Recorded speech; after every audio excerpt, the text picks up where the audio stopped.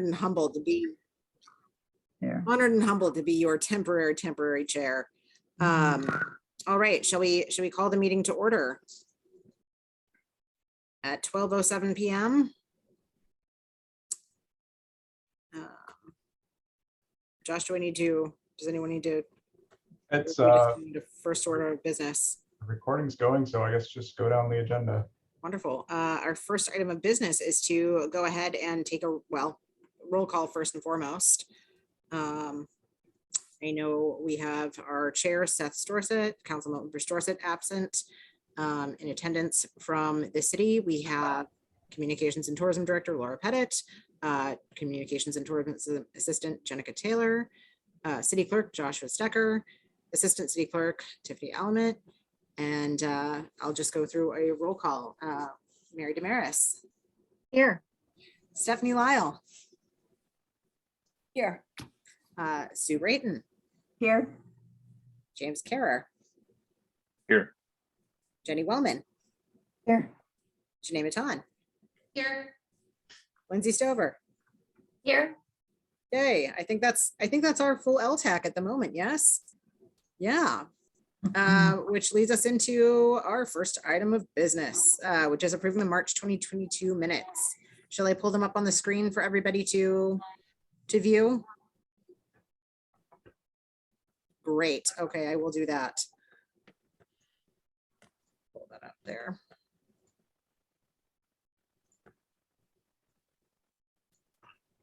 Here we go. Minutes and screen share. There we go, from our March meeting. All right. Let me know if I can scroll or if that needs any further explanation. Really went pretty far into the margins on that one. Do we have a motion to approve minutes? Or do we have a?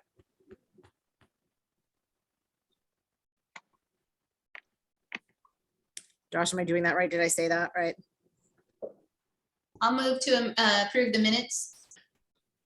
Janae Matan, thank you so much. Do I have a second? Second. Well, it's a tie between Sue and James. So we'll go ahead and second and third that. All right, I'm gonna go ahead and remove that from the screen and then go into the rest of our agenda. I did send the lodging tax pace chart to everyone. I'm gonna go ahead and pull that up as well. And let me know if that was helpful to receive. So for our April, pardon me, April numbers. Like, go Can ahead. I just ask, when did you send it? Because I don't remember getting it. Did it I just sent it with the agenda. today? Oh, okay. Okay. And we'll send those with the agenda every time. But I apologize for the late arrival today. So our intake May I was, ask a question? Would it be possible to get the agenda and the minutes maybe a day or two before so we have time to read them? yes, Okay, absolutely. thank you. All right. Absolutely. Just a little change this week. So our intake for April 22 is $28,202.83. I'm sorry, 38 cents, which paces ahead of our average intake of $21,767.24, which puts us at 129.56 ahead of average pace. I think this is the most we've ever had in April. If we scroll back through normal years too, it looks like we're outpacing 18 and 19. So that's positive news. We also just went through with MRSC and Josh and Michael, these are the distributions for that received in that month. And so that is the delay of 2 months. So what I've been looking at is, does this correlate with the number of visitors we're seeing? And does this correlate with your STAR reports in order to make sure that we're reporting in the right delay and using the data in the manner it's actually intended. So these are the received dates. So this is what we've received in April. And as far as I know from MRSE, they're saying that the distribution should match the previous month, but that doesn't seem quite right. So Or this these look to me like they're about a 2-month lag, which is what I understand. lag? You're Okay. seeing, so that top line for January, the 24, your average intake is 24,000. That would correlate to November, and then you see a little bit of uptick to 26,000 in December, which kind of jives for me. And then in January and February, the next two lines, then you drop down to 21,000, which Yeah. I think is pretty consistent with what we'd be expecting to see. Yeah, that would track, and then that would make sense then for November. Yep. All right, so that would put us back to our highest months in July, August, rather than the delay. All right, so I'm gonna go ahead and change the titles on this and then just adjust that moving forward. Just know that we won't have a 2022 total then until February of 23. So we can take a look at that as well. Anyhow, it is good news. That's great news for February. So that's just something I'm going to try to track a little bit more accurately to see what's happening and what effect our campaigns have and what's happening, what the events correlate to. So it's great news. We had a great Paddlers Cup as well. I'm not sure how many people were able to attend. That was a great event this year. Full, and we also were able to draw a geofence around the park so we can tell you how many people came and from where they came. Yeah. All right, we're gonna make an exit. Sorry. Sorry, you've got to make an exit from the meeting. So there's that. Any questions on the pacing chart? I will, I'll send an update version to you with the delay noted as well. So just following the meeting. So we do have some Gigaherter Trolley updates. We have signed a standard contract with them for our service starting June 12th, going through September 14th. We received an update from the planner at Pierce Transit, as well as their CEO, that their driver shortage is going to be impacting service, as well as the trolleys that are still not retrofitted for ADA. So both of those create an impact on what we can offer. We will still have wrapped coaches. They will still start on the 12th of June and go through September 14th. What may change is the route and the frequency. So what we're reviewing right now is a switch to the Route 100 stops with the inclusion of Uptown. We have tried several different ways to think of how much of Route 101 we could integrate with Route 100. The two stops that will not be able to be serviced without sending their Route 100 into highly delayed time numbers are the Sportsman's Club and Borgen. That would be Heron's Key as well. So that is that's an impact of service. That's disappointing. We are looking through alternatives.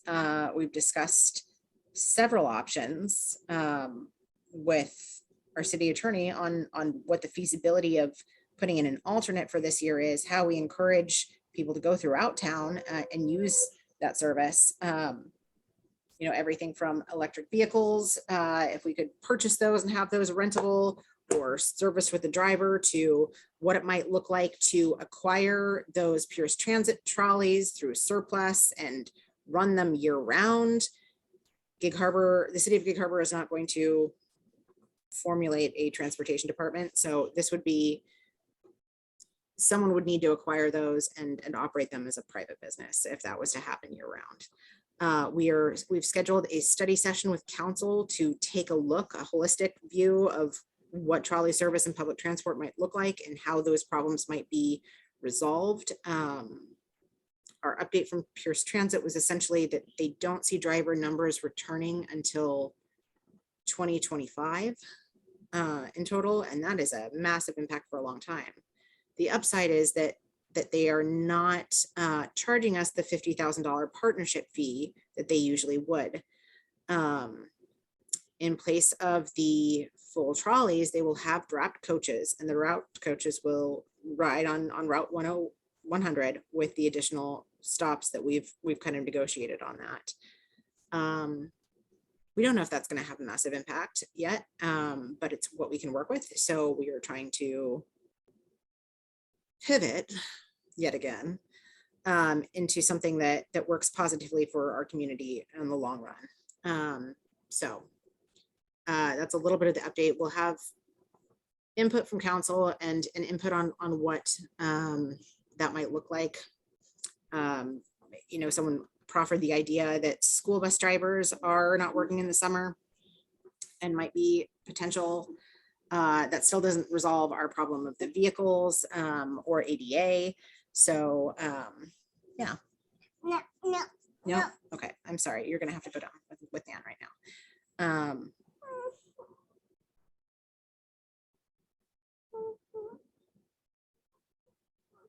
Hey, Laura, do you know anything about, since the parade is the 4th and 5th, I was thinking that the trolley would start then. Are they doing transportation around? Does anybody know anything, or do I need to call them? How that? Since it would operate on Route 100, the only change would really be that the wrapped coaches are on that route. So the same service will still apply with their Route 100 buses. Do you know what the chamber's doing? Mary, do you know for the parade? No. Okay. We'll find out. We'll see if there's a shuttle option available as well. We've talked through that with them as far as a park and ride kind of shuttle so that people have access Yeah. downtown. I don't know where that would originate and we don't know where that would be. We talked about wrapping a shuttle. So yeah, a lot of times it's been up at Kimball and other, I think one more place. I don't know with the roundabout and yeah, I was just hoping that would be available for the parade, but two-way traffic will be available for the parade, I believe. Okay. That should be a lessened impact. So I don't think that's going to be something we have to worry about for that specific event. But that's something we've been working with the chamber on too, just to make sure that it didn't get impacted yet again. So all systems are go for that. And that's exciting. Any input on the trolley situation or any ideas? We're very open.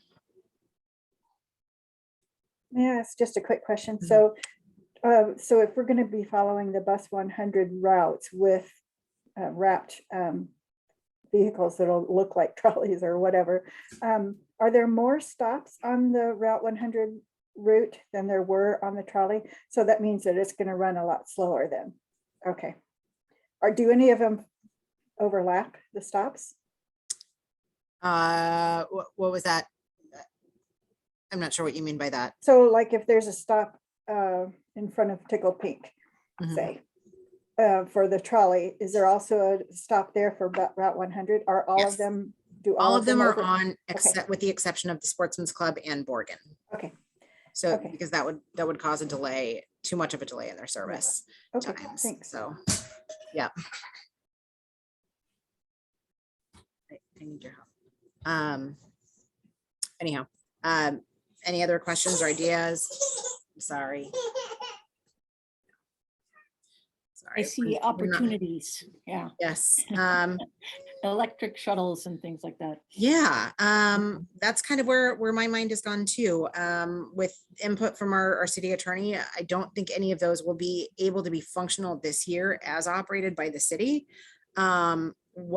What we do have is an allocation that we've put in the budget for this year's partnership funds for transportation, specifically for the trolley. I am not sure of, and Josh, maybe you can help us out with this. I am not sure what our restrictions would be on allocating that to a different form of transportation, specifically outside of Pierce Transit, or if we, I think the one option we were given was to purchase vouchers for people to ride the bus. And I just don't see that being a real driver. And I don't know how we distribute them. I don't know how that happens. It's not so much of a price difference that it's going to blow your mind. And I think our effort might be better put into figure out a long-term solution and figuring out, what our options are. I think the one piece of feedback that I've heard throughout, and I think would be a fantastic idea, is that yes, it's difficult to get through town, and on rainy days, it would be great to take a trolley downtown, zip around, have lunch, and then get on a trolley and come back to your car. So, I mean, year-round service would be amazing. What would that look like? How would that operate? So those are all council questions and pieces we'll get input on going forward. So it's not all negative. I think there's some opportunities, but all of them are fairly complex and require a good amount of setup and input. So there's that. I have a question for Mary. How did the water taxis work at Sip and Stroll? Fabulously. But like, And what was I the mentioned, walk? I mentioned water taxis to Laura, maybe as an option if that fell under a legal thing. Mhm. Tom carried, it was through Destiny Harbor Tours, for Oh, those right. of you who don't know. And Tom carried the insurance on it. We did not, because our insurance company won't do that, but his does. And the feedback from the attendees was just all positive. And of course, then we were blessed with a sunny day. I had a city councilman tell me I've never been out on the water. That was really fun to be out there on the water. So I think it's a great option. And I think in a maritime city, that might be kind of a fun thing to get people from back and forth from one end of the downtown to the other end. It doesn't help uptown and it doesn't help Gig Harbor North. But it certainly would help downtown. So what were the stops? Did they pick up at Maritime? They weren't at the Maritime Inn this time, or the Maritime Pier. They just were at Jersich Dock down to Anthony's Dock. Oh, Now, okay. when we used it at Girls Night Out, it was the Maritime Pier down to, Okay, so Jersey to Anthony. yeah. The difference being that for Girls Night Out, it was the Riviera, Mhm. and for the Sip and Stroll, it was Destiny Harbor Tours. So Okay. different boats. The Riviera can't pull up to the Jersich Dock, I don't think. Right, it's too big. Yeah. Well, I think I that's a great will- option. I will give some feedback. I did reach out to Tom and see if he would have interest in that. His feedback was that it's a good match for events like Girls Night Out or Sip and Stroll, where they're highly focused on getting people around as part of the event, but that general shuttling didn't seem to meet any concerted or concentrated particular need. He would look at a specific idea and proposal, but they're putting more effort into the business model that they have. So I'm not quite sure that that's going to be a fit. I do think it's a phenomenal idea and it's great for events, specific, movement of people on a specific day, but I'm not sure it's scalable to offering regularly. And that's just his feedback too. There may be others. Maybe we can just tie kayaks together and people can, I don't know. But always open to ideas. If you have input, let me know. Happy to have conversations offline. Moving to our next agenda item for the open LTAC collector position. We've heard some feedback and we are thinking about extending this until September, the review time until September, opening that position application until the STR permit moratorium is lifted, to be able to hear from those collectors that are interested in being a part of LTAC and having representation. So we feel this is probably the most fair way to go about it, but that does leave us a few months where we will not have an additional collector position on LTAC. So yeah.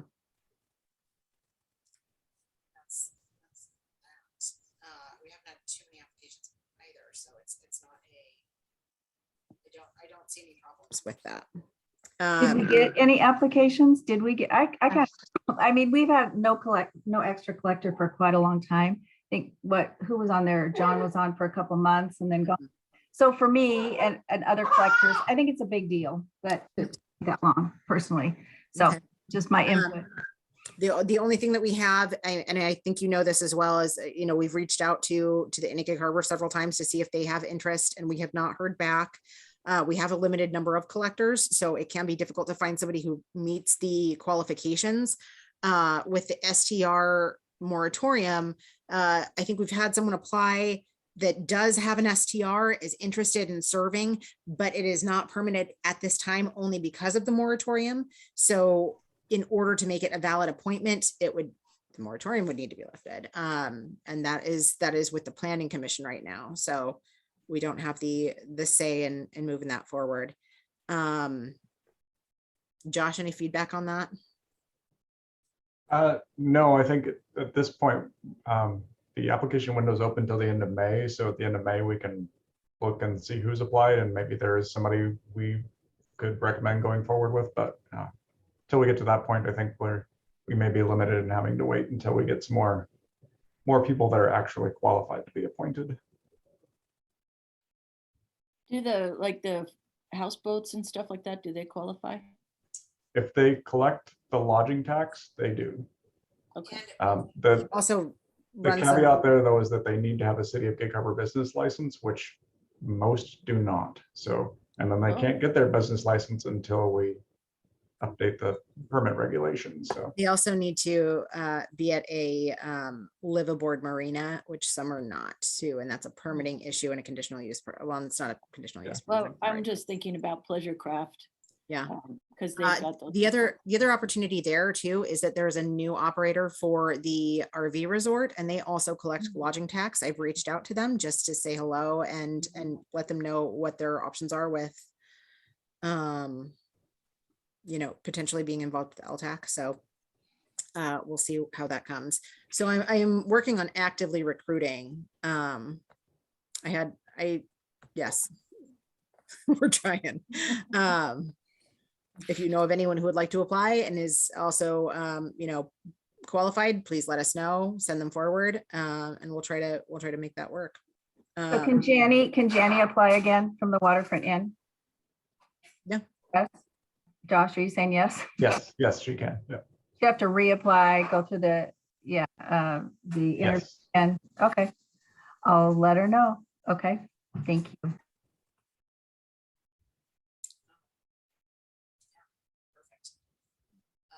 We'll try to keep that moving as much as we can. Update on the visitors guide. Our content is in for graphic design. We reached our ad sales minimum. So we are moving forward with that. We've worked with several local photographers on getting new photography, which I think you all know that we had a limited stash here at the city that was a little aged. So really, really excited to be able to give that opportunity to local photographers to get their work out there.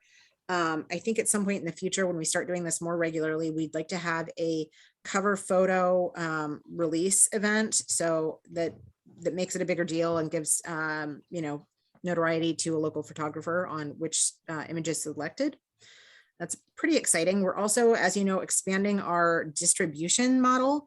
So we will be going back to distribution on ferries and at the airport. We will also be mailing to 5,200 residences within the Gig Harbor city limits. As we've long said, our residents are our best publicists. So we get people knowing what's planned for the year in advance and able to make plans and able to, invite people out to stay, to book rooms, to be our publicists as well. We have worked through a small amount of difficulties with a paper shortage. So what we're going to do is order 25,000 copies now and refresh later if necessary and needed. So that's a great way to just kind of bottleneck our cost and make sure that we are producing something that is needed and wanted and refilled when we have that opportunity. So that's pretty exciting. Laura, have you heard anything more about the live webcam? Yes. City? So this is a fun rabbit hole. What the webcam is dependent on, it is a contract that was signed via Rob Lee's. They have gone down there to fix the webcam, and it was up for about 4 days before it went back down. And that was a charge of something like $550 to have them service that. Interestingly, the person that does the webcam really, really well is the Tides Tavern and the Stella Cam. So we talked about how they get that done, and what it's also dependent on is the quality of our Wi-Fi, which is another issue that Mary had brought up for processing payments for the farmers market, which means we had to go back through years and years of receipts to figure out who the heck provides our Wi-Fi for Jurassic Park because there's no record. Our IT department didn't have the record, and I don't have a record. Apparently it was signed through my department years and years ago, but no one knows who to contact to upgrade that. So it's a real, and I will say this, wild goose chase, because there were geese involved with that goose cam, trying to get this updated. So ideally what we would have had is had a live stream camera that operated on a hotspot that we could move around town, so we could say, this is what traffic is like, this is what it looks like right now. But we don't have any of those things, and we don't know where it was charged. So it ends up being a 5-part project for a simple solution. And that's a difficult thing. But Mary, I heard your concern about that Wi-Fi, and I've been on it. We need that for several reasons, including the farmer's market, and we hope to have that upgraded and the camera linked again. We will probably change providers because the maintenance with Robley's is just not working out for us right now. So we will likely have that solution created for us and launched. So. And Laura, can you let me know when that camera is back up so that I can let everyone know? Absolutely. Thank you. Absolutely. So, and I do plan to have an answer and some upgrade on that Wi-Fi before the farmer's market starts. So working on that. Can I ask a question? Sure. So when will the visitor's guide be distributed? Do we have a date? I don't have an exact date right now. We are going to print in the next 2 weeks. So we've got our ad sales set. We've got our graphic designer working right now on the rest of the content, and that'll go up pretty quickly. We have the print date and we've secured the paper. So everything's in motion, and it'll probably be by like the second week of June. What time of the year has that historically gone out? It's changed every year. So the one for 2020 went out in July. The other last year, I think it went out around July. What I'd like to switch it to is a January to January, but it's been so intensely hard to do because of the cancellation of events and because of people coming back online. I think that should be possible to switch to even maybe having a deadline of January for the events for the year to come, and then going to print by February or for March when we have like a lower, volume of visitors. Yeah. I mean, I understand the situation with COVID, but putting out a visitor's guide in July when this, when the tourist season starts earlier doesn't make a whole lot of sense. But right, and it hasn't, and that's an issue that I've taken a look at too. When we control the process, we're able to dictate a little bit more of when we do it. Yeah. Ideally, it'll be out from July to July, and we'll have some overlap in this next year if we shift earlier. But that's we'll just have 2 pieces of information out for the event calendar, and I don't see any downside for that. But Laura, we were saying May. You were saying May. So what happened? Paper shortage. So essentially, all of the paper supply companies that could have possibly done a 30,000 thing run were telling me that it would be a 4 to 5 month delay. That's industry wide.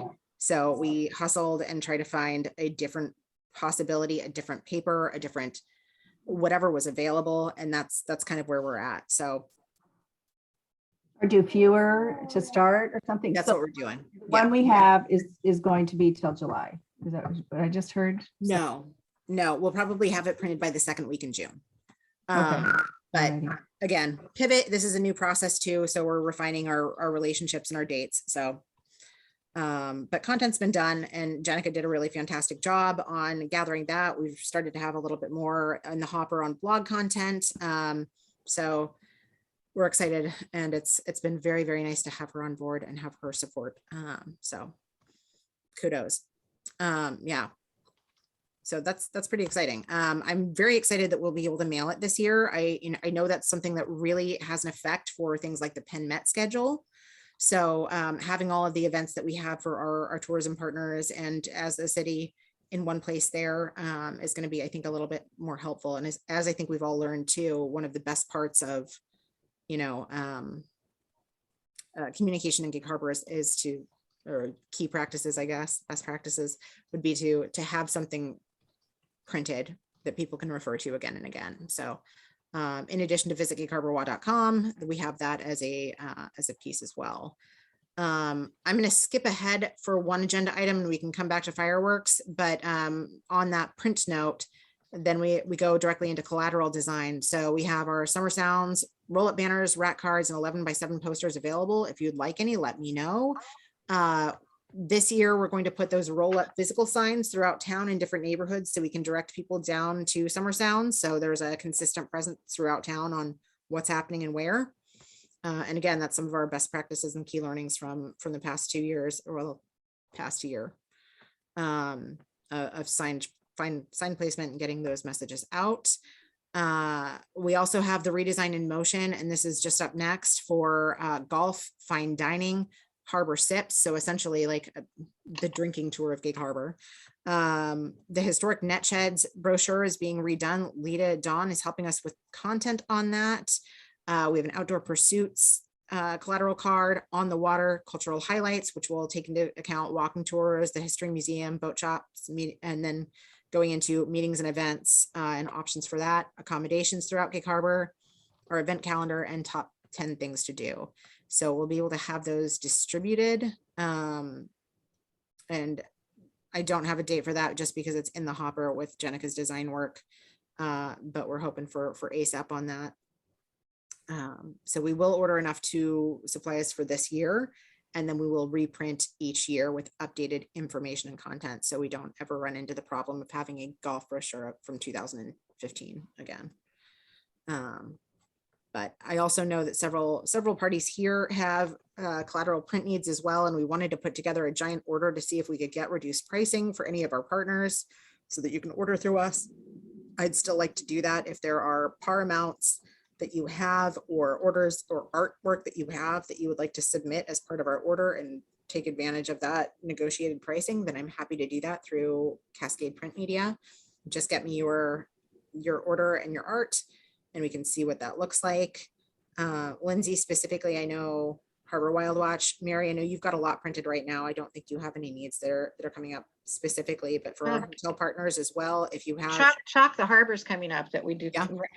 Can we get a timeline on that with actual deadlines so we would know? For collateral production, Jenica, we will talk about this right after, and we will see when our art is done and when we can go to print on that. So yeah, I think you're working on Movies in the Park today, and then we'll go straight into that collateral production as well. And maybe we do have a slight budget, so maybe that's something that we just outsource for this year.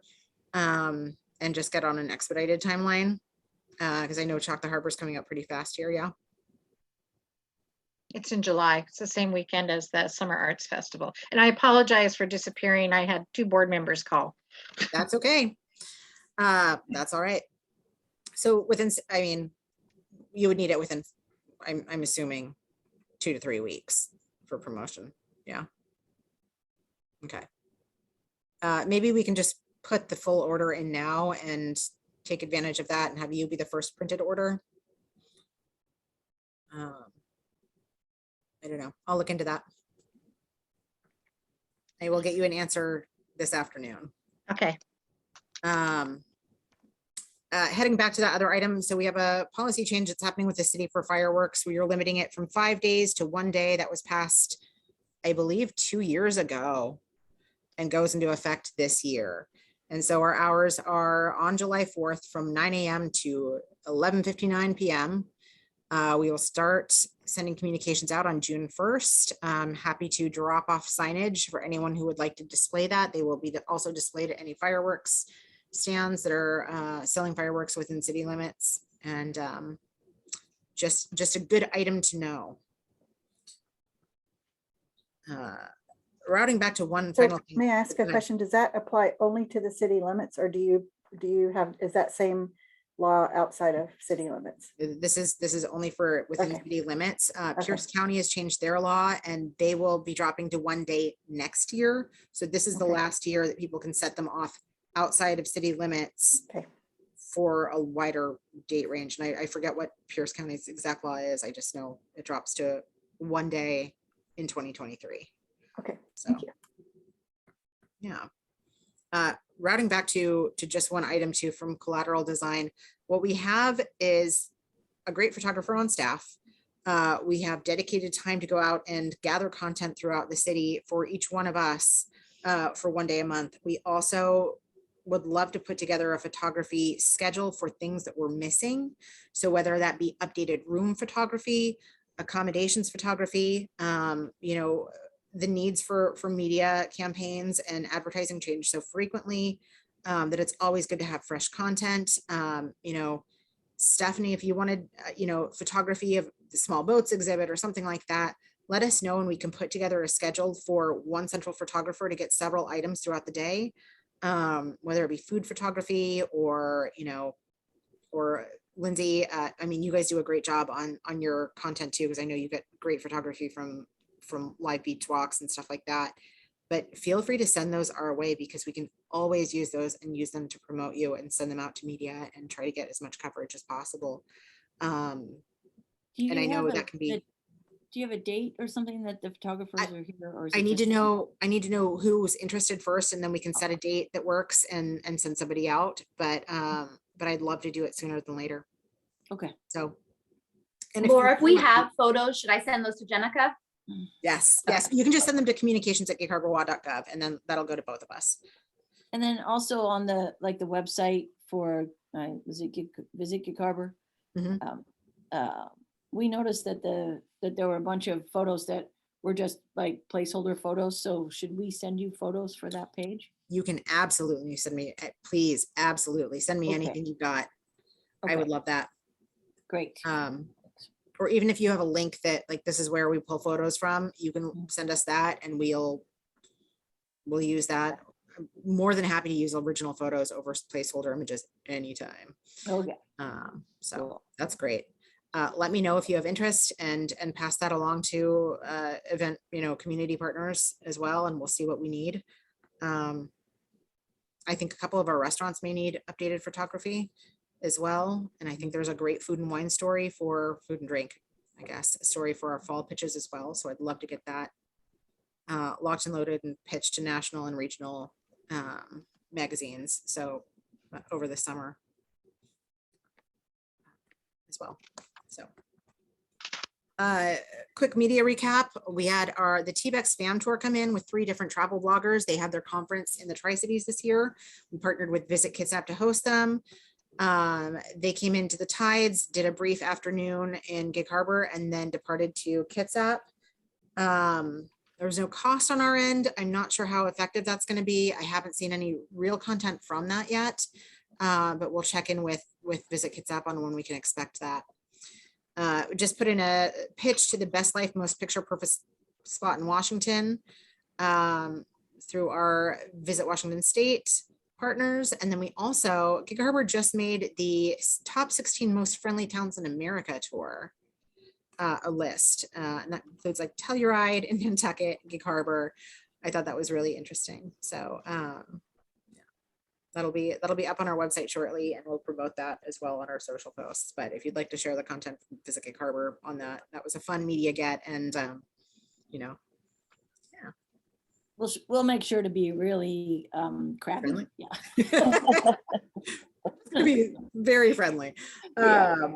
Yes, so that was a fun little get. Upcoming media, we have the IFTWA FAM tour. So that's the International Food and Travel Writers Association tour. We do not know who is going to be booked on that yet. As soon as we do, we can craft an itinerary. I'm not sure they're going to be staying overnight, but we will find out. So, and again, that's in partnership with Visit Kitsap, and that's part of what we renegotiated our contract to include with them, is rather than just having cross promotional items on our website, also getting media database outreach and hosting some of these FAM tours. We are starting our freelance outreach to drive market journalists for activity-based spring and summer stays as well. So if you see an email come through asking for accommodations or a media rate or you know, a tour throughout something specific, that'll be for larger press as well. So excited about that. Upcoming events, we have Summer Sounds. We have a call for vendors out, and that's going to be, I think, a much wider attended event this year. we're doing away with the no chairs before 3 policy. So that is no longer a thing. Pretty glad about. And yeah, we've just had a meeting this morning with Penn Met Parks. We are shifting the movies in the park to Samel. We will have some staff support from them. They will be shown there. As you all know, I think we've taken a good look at what drives tourism traffic specifically. And Movies in the Park was kind of dedicated to be more of a community event. It's a great event. It's something great that our community does, but it doesn't necessarily need to be handled by LTAC. It's not generating room nights. So we're shifting to a shared model with them. It will still be a really cool experience. We'll have pre and post activities. For Ferris Bueller's Day Off, we'll have a twist and shout dance competition. It'll be a really fun thing to do. We were able to brainstorm with them and think of local partners like the LeMay Car Museum for Back to the Future. There's a DeLorean rental company in Gig Harbor, so we'll see what happens there. But just a really built out event that I think is going to be more fun and easier to find parking for at Samel, partnering with Penn Met on promoting that and operating that. And I think that's going to be a great use of time in order to have that be a joint event. Naturally, we also have the farmers market starting on June 2nd, Maritime Festival on June 4th, and the garden tour on June 24th. So those are all exciting. We have classic boats happening this weekend. Just found that out last week from the Tides. That was making the return. And then of course the beer festival happening this weekend too. So we'll take a look at those geofences as well to see what that's driving and where people are arriving from, and inform our digital campaigns a little bit more. We are switching our digital campaign right now to outdoor focus, family travel, and some native content advertising, which will drive content to, let's say, a really great article on our blog about things to do in the summer in Gig Harbor. And that'll align with our visitor's guide content as well. So we're excited for that native advertising to come through and just see how that's performing. I just walked through our performance on our retargeting ads, and we are nearly 3 times, I think, their benchmark. So that's performing really well for us. People are clicking through and booking from those retargeting specific ads. Those are people a little further down in the funnel, but to have that kind of performance is pretty great. We are within benchmarks performing on our digital ad campaign right now, which is still the charm and accommodations angles. So we'll switch those up and do some A/B testing and see what performs well for accommodations, family travel, and activities outside for spring and summer, and then shift into a food and wine campaign for fall. And we're still working on our holiday events. So I think I have just a brief dot on that as well. We're working to become more of a holiday destination, especially with that delay in reporting from our pace chart. We can see an opportunity for December.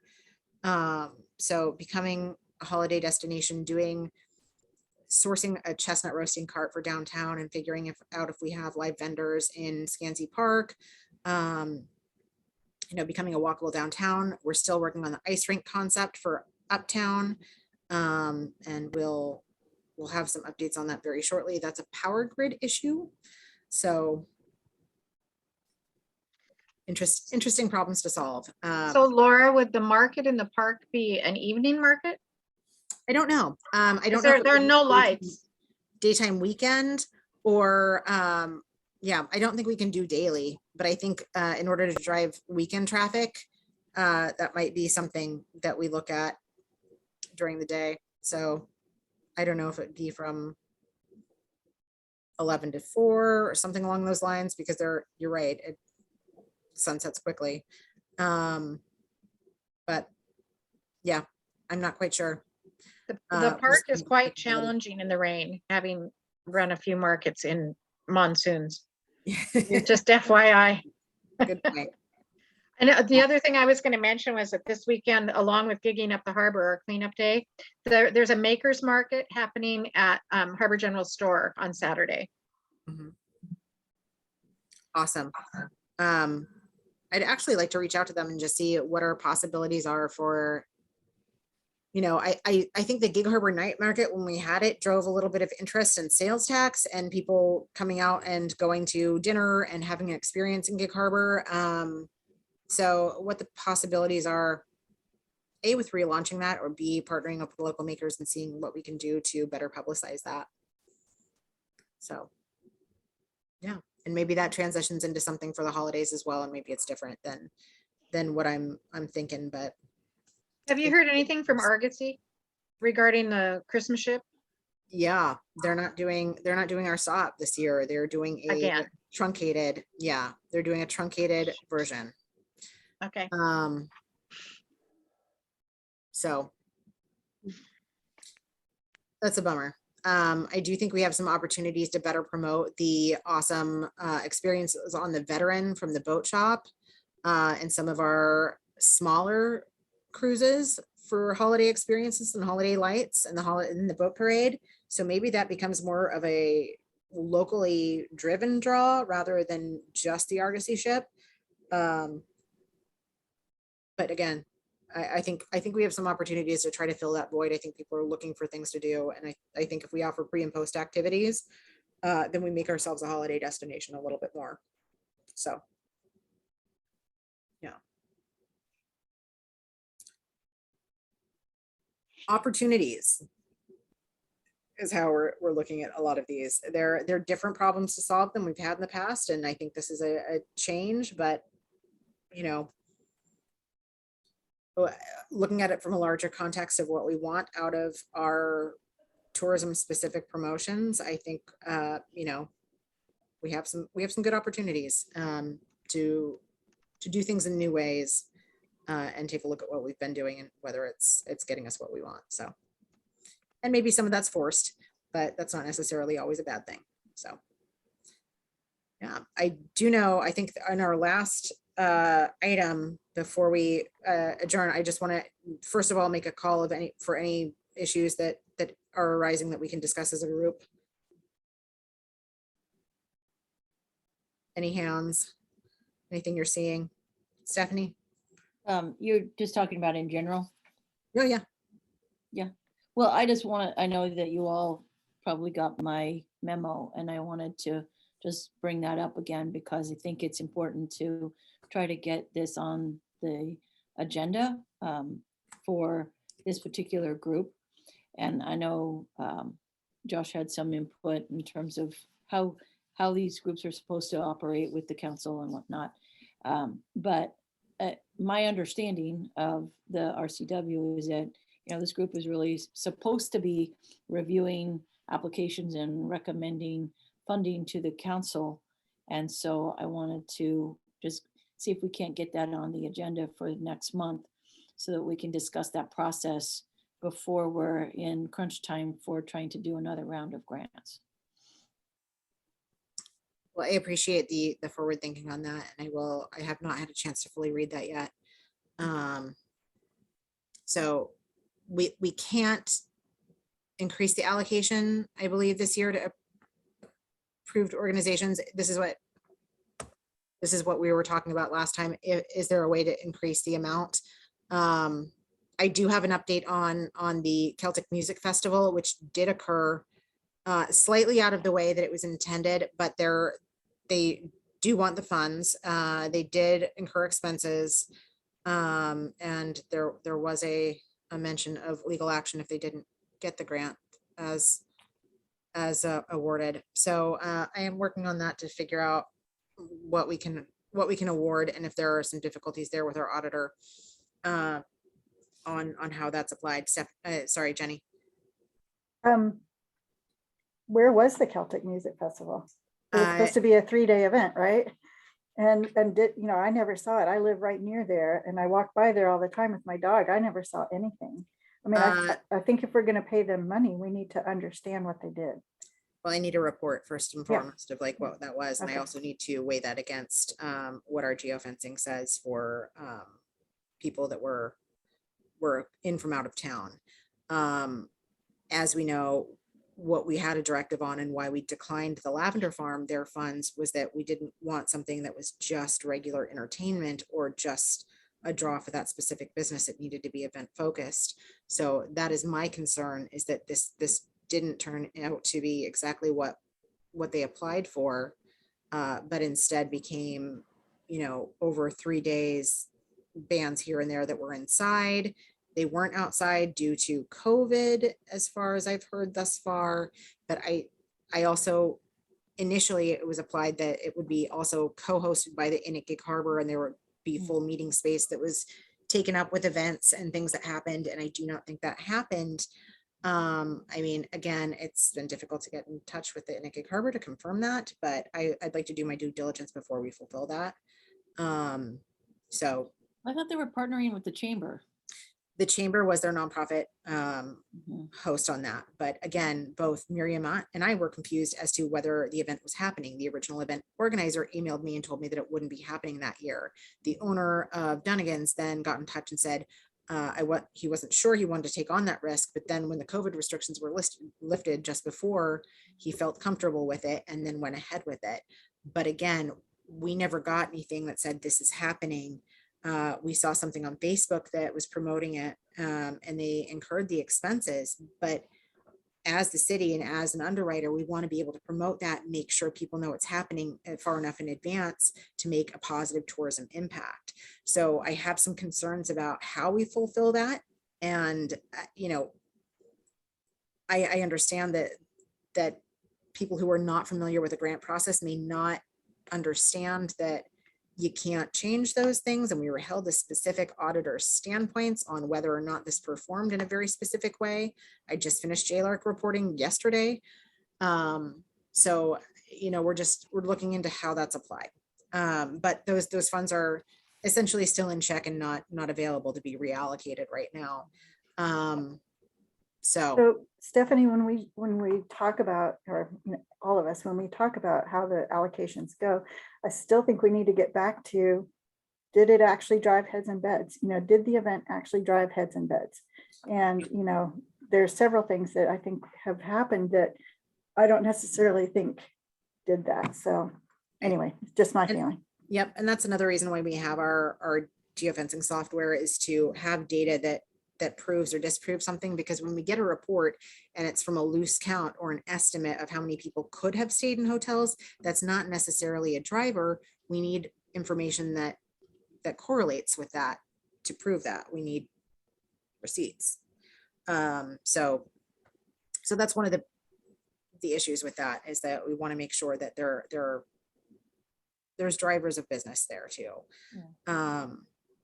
But But again, of course, I mean, one of the there's only ways that you can determine whether someone stayed in a hotel as part of an event is if there is some sort of direct survey, with the people that are actually staying in those facilities. So we have an interesting data point too, in which we have a point of interest correlation, which shows exactly for that date how many people were at, for example, the Best Western, and also at Uptown for a Make Music Festival.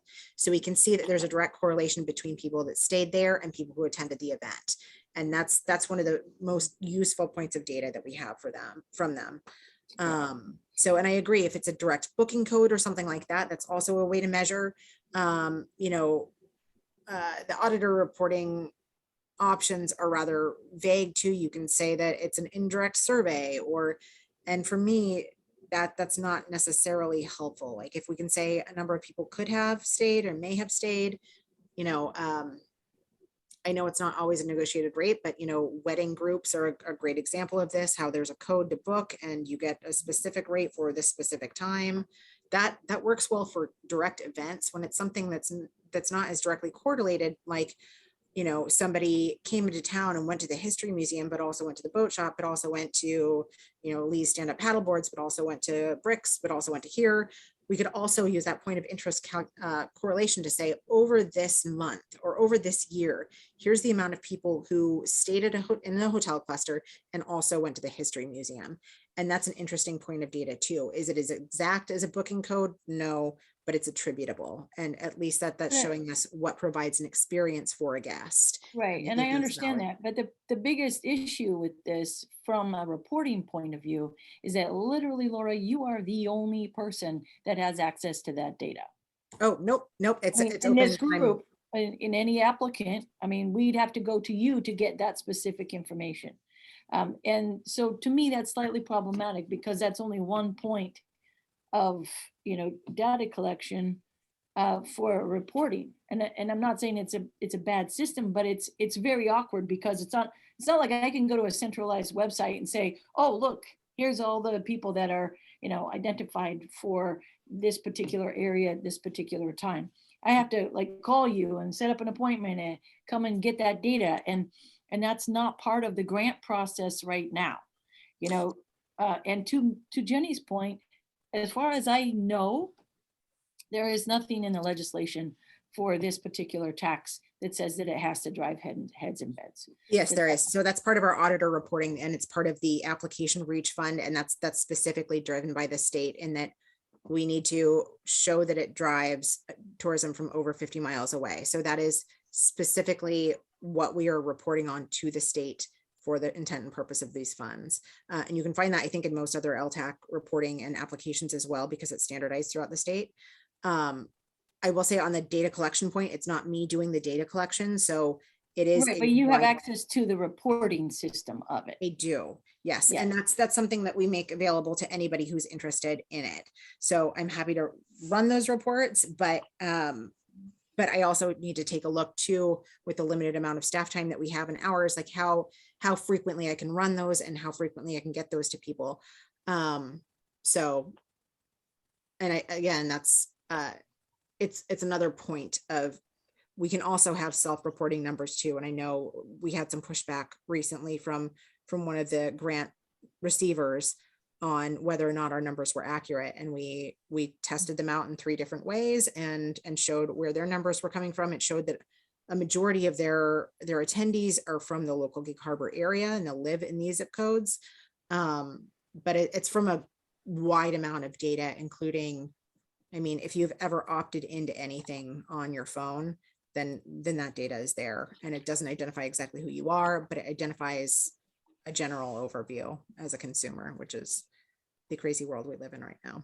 So it's I think it is as neutral as data as we can get, because it does not come from the city directly. It is not me doing a count. It comes from credit card data. It comes from phone data. It shows it's highly targeted marketing data. So I think that gives us a decent cross check. And again, that's not necessarily saying that we value certain events over others, because there is a greater cultural component as well. Like I was saying, for an overall looking at a year of where people go and what they do while they're here, that's the other part of that. But I will take a closer look at your memo and read that through, and Josh and I can discuss. So and we will go ahead and have Councilmember Storsett weigh in as well. Yeah. Well, I think it's just important to look at the process. And, for example, I know that there was concern that, that you were using these, data points and this particular information to guide some decision-making associated with grant applications, when those grant applicants, the only way they can get access to that information is through you. And I don't feel comfortable with there being that single point of criteria.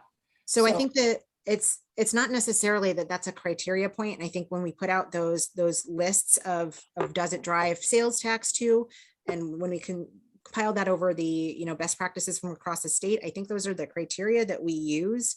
The additional data point also came from reporting. So that's not just our reporting, that's the self-reporting that we had from the grant process from the year prior. And that is available to anybody, anybody who files a public records request, really, on what reporting people put in with their grants the year prior. So, if somebody said, 500 people booked rooms because of our specific event, and we see data that says that's not the case, that may be problematic, because we need accuracy. And we need maybe a cross check of some of those details when it's self-reported. So I think that that's my point, is that if people aren't looking at the same set of data, they're never going to have the same answers. And that's just how it is. When the data only comes from the person who is receiving the funds, that's also something that can be problematic too. So I think measuring the two and correlating what may be somewhere in the middle as from neutral data sources may be an easier way to go about that. You know, I think we have an equal responsibility to our receivers and collectors on whether or not these events are driving the kind of traffic that we need them to and that is intended. You know, we're trying to find sources that are as neutral as possible on that too. So, and I think this is probably an agenda item that we can add to next month's before we look into 2023 grants. We will be shifting to a 2-year budget cycle. So, yeah. Well, in that case, I think it's extremely important that we look seriously at this $125,000 cap and that percentage allocation of 25, 25, 25. As I just don't think that that's practical for the future. And we really, I personally really feel that every single person in this committee should recommend to the council that be changed. Josh, go ahead and weigh in there first. Yeah, sorry. I haven't seen Stephanie's memo, but there is no cap. There's no 25, 25, 25 cap. There's no $125,000 allocation cap. That was not a council approved thing. That was Mayor Kuhn's personal agenda that he imposed, and he is no longer mayor. So that does not exist in any form. Okay, that's helpful to know, because I thought it was a signed resolution or something by the council. It was in a similar form. It was signed for the year 2020 budget for 1 year by council, and that's gone. Thank you. That's very helpful to know. We do have the budgeted amount for LTAC grants that is in this year. For this Right. year. For next year, it's wide open. It's whatever you want it to be. Okay. That's great. Because I do think we have to be, you know, well, I think we just have to look at the budget a lot in greater detail and really say, you know, what's really practical and what's not. Because, you know, the harsh reality of all of this, Laura, is that what the city received for your entire department budget is more than any nonprofit's budget for an entire year. So, Yeah. I mean, it's great you're I- doing so many amazing things. That's fantastic. But you can't expect the same level of return if the investment is not there. And so, you know, I think that when you look seriously at those allocations, we need to be clear about what kind of facilities are actually serving tourism here and what kind of investment can we make in those to make the return higher. Because if you throw $10,000 at something, you know as well as I know, you can blow $10,000 on 2 bands, right? But I think it's just really important to remember that we have a high expectation of these grant applicants Mhm. without, in some cases, without the investment. And I will so, say, I think that you have accurate concerns and I understand those entirely. We, as a smaller city and looking at other organizations that are around our same size and have far more hotels, and I think Bainbridge Island is probably a good comparison. They have far more collectors that are bringing in income, and those grants that they're getting are still pretty much in line with what we're doing. I think Bainbridge is a little bit higher, but you know, I do think that we have opportunity to take a look at how things are done. The way the city budgets is specifically, I have to put in a budget for literally anything that I could possibly spend, including $50,000 for the trolley, even though we know we're going to get $25,000 in community partnership. I still have to budget for that $50,000. I also have to budget another $50,000 for things that we know will be underwritten. So it can be a really confusing number when you see that giant allocation and you say, oh, you're going to spend all of this and you're spending wildly. It's usually, we're not going to spend all of that money. we're going to spend a majority of that, but you have to build in that cushion for things that can or could or should happen, even if it's 4 opportunities and only 1 will happen. And that's a confusing way to budget, but it's the reality of how the municipal budget system kind of works. So I think there may be some misconceptions in what we spend and what we allocate. And as you know, this has been a year where I try to find out what we can do for sponsorships, partnerships, and advertising sales in order to offset some of the cost and look at what we spend and what we take in as a department too. I think the bigger question is, is that amount of money really necessary? So, and that's a conversation for another time. I don't think. I mean, I was gonna say, yeah, let's. We can table that for an agenda Yeah, item. and I think going to Seth, who is the chairman of the committee first, Stephanie, with your concerns, obviously before we, add it to the agenda or something, that would be my preference. Okay. Yeah. So it wasn't on the agenda today. So. I think that's a solid idea, and we'll have a chance to read your memo as well, Stephanie, and we'll revert on that too. So to be continued. I think the last requirement we have is a call for public comment. Yes, Josh? You're Sorry. muted. We are supposed to take public comment at all of our regular meetings now, and we have no public here, so we're good. Okay. That was a short public comment. I believe that's everything we have to discuss today. Do I have a motion to adjourn? I move that we adjourn. Thank you, Janae. Second. And Sue and Mary tie for second. Oh, Mary. Coming in there. The finish line. I want to thank all of you for your time today. I appreciate it very much, and I'm happy to continue conversations and keep going. So end goal, we're pacing ahead of our intake on lodging tax, and that's a good thing. And we're going to continue to try to drive that to make this a self-refreshing fund. All right.